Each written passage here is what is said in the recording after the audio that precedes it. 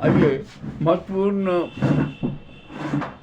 सूचना आपको प्रेषित करें। हमारे देश में अनेक अनेक प्रकार के रोमांचक कांड हो रहे हैं। कैसे कैसे कांड हो रहे हैं जिनकी हमें कभी परिकल्पना भी नहीं थी।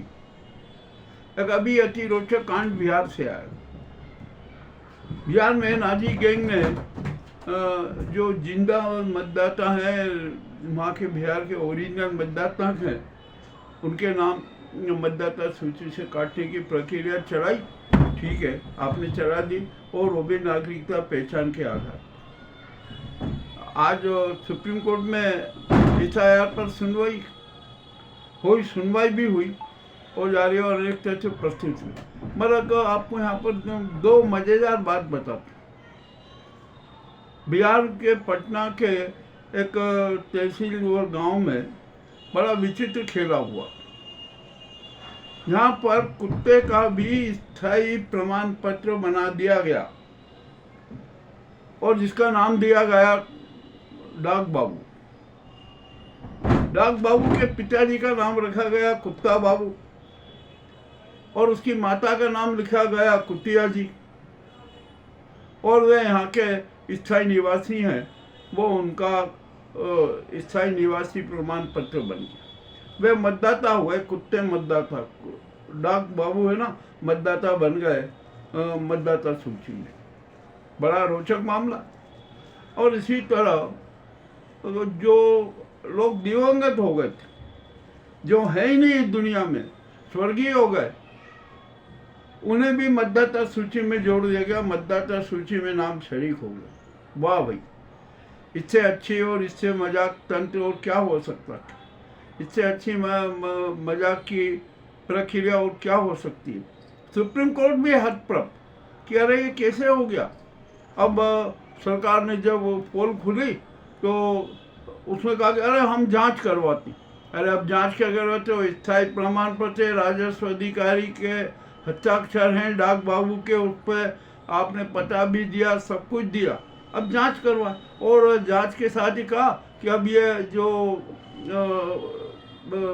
साइट पर डाक बाबू का नाम आ गया है ना, हम उस डाक बाबू के नाम को भी हटा दें।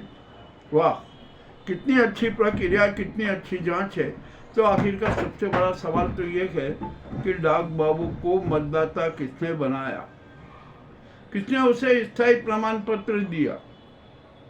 ये भी बड़ा रोचक खेल है। और जिसने भी ये प्रमाण पत्र बनाया ना, वो भी बड़ा विचित्र किस्म का आदमी है। उसने डाक बाबू के पूरे खानदान का ही सारा विवरण दे दिया। डाक बाबू मतदाता, स्थायी निवासी, पटना के उसमें ब्लॉक में, पटना जिले में। उनके पिताजी का नाम भी रख दिया कुत्ता बाबू, वो भी पटना के जिले की। और उनकी माता का नाम भी दिया कुतिया जी, वो भी अब पटना जिले की। अब बोलिए आप, जब यहाँ पर जानवरों को, कुत्तों को मतदाता बनाया जा सकता तो और क्या क्या नहीं हो सकता। दूसरी बात, जितने भी लोग स्वर्गीय हो गए थे, सबके फर्जी दस्तखत फर्जे लेके वो उनको भी मतदाता सूची में शरीक कर। यह एफआईआर की एक विचित्र कहानी है।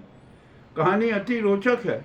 यह कहानी नहीं, एक शातिर षड्यंत्र का एक हिस्सा है जो उजागर हुआ। मामला अति रोचक है। जब सुप्रीम कोर्ट के सामने यह तथ्य रखे गए, साक्ष्य रखे गए, तो सुप्रीम कोर्ट भी हैरान। अरे तुम जो जिंदा हैं, जिंदा लोग हैं, बिहार के निवासी हैं, भारत के निवासी हैं, भारत में जन्मे हैं, उनके तो नाम आप मतदाता सूची से हटा लो। और जो कुत्ते हैं, जो दिवंगत हो चुके हैं, न जाने कहाँ होंगे, कुछ कह नहीं सकते, उनके नाम मतदाता सूची में। और मतदाता इस तरीके से लगभग 65 लाख लोगों के नाम मतदाता सूची से काट दिए गए हैं। यानी हर विधानसभा क्षेत्र में 15 से 20 हजार वोटर्स कम कर दिए। जब सब मामला बड़ा हुआ ना, तो सरकार भी भौचक की लगी और चुनाव आयोग भी भौचक का हो गया। अब वहाँ संसद में, लोकसभा में, आज संसद में ऑपरेशन सिंदूर पर चर्चा होना थी। विपक्ष ने कहा कि भाई ये एफआईआर में जो इतनी गड़बड़ियाँ हुई है, इस पर भी भैंस की तारीख कर दीजिए, तारीख तय कर दीजिए।